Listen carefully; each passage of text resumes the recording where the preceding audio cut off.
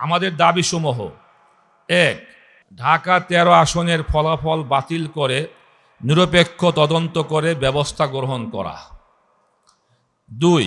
জনাব হায়দার আলীর মৃত্যুসহ ঢাকা ১৩ আসনের গোটা নির্বাচনী অনিয়ম বিচার বিভাগীয় তদন্ত। ৩. ইব্রাহিম খলিলের উপর হামলার সুষ্ঠু তদন্ত ও দোষীদের দৃষ্টান্তমূলক শাস্তি। ৪. সারা দেশে নির্বাচনী অনিয়ম তদন্তে স্বাধীন কমিশন গঠন। ৫. রাজনৈতিক হয়রানি ও মিথ্যা মামলা বন্ধ করা। ৬. সারা দেশে আমাদের নেতাকর্মী ও সমর্থকদের উপর হামলা, মামলা ও হয়রানি বন্ধ করা। সরকারকে অবিলম্বে আমাদের এই ন্যায্য দাবিগুলোর ব্যাপারে ব্যবস্থা গ্রহণের আহ্বান করছি। সবশেষে আমরা স্পষ্ট ভাষায় জানাতে চাই, ঢাকা ১৩ কেবল একটি আসন নয়, এটি জনগণের ভোটাধিকার, ন্যায় বিচার ও গণবিশ্বাসের প্রশ্ন। জনগণের রায় বিকৃত করে ক্ষমতার দম্ভ প্রদর্শন করলে তা দীর্ঘস্থায়ী হবে না। জনগণের অধিকার প্রতিষ্ঠার প্রশ্নে আমরা আপোষহীন।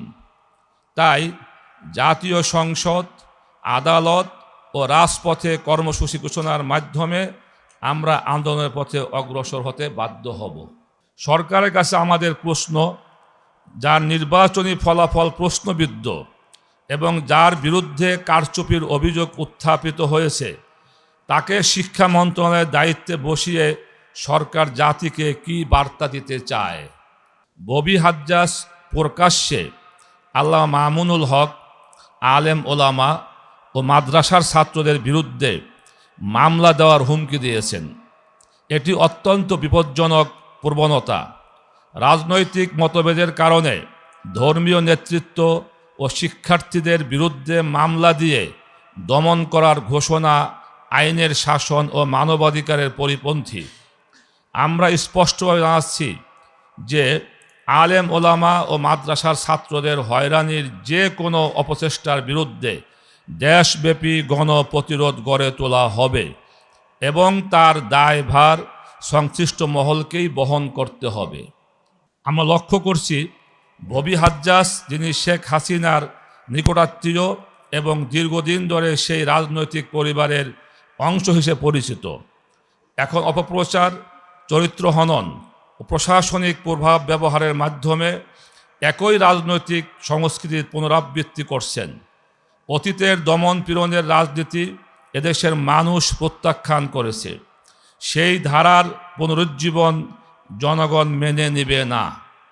23শে ফেব্রুয়ারি গভীর রাতে মোহাম্মদপুরে জুলাই হত্যা মামলার সাক্ষী ও রিকশা প্রতীকের সক্রিয় সমর্থক ইব্রাহিম খলিলের উপরে সন্ত্রাসী হামলা হয়েছে।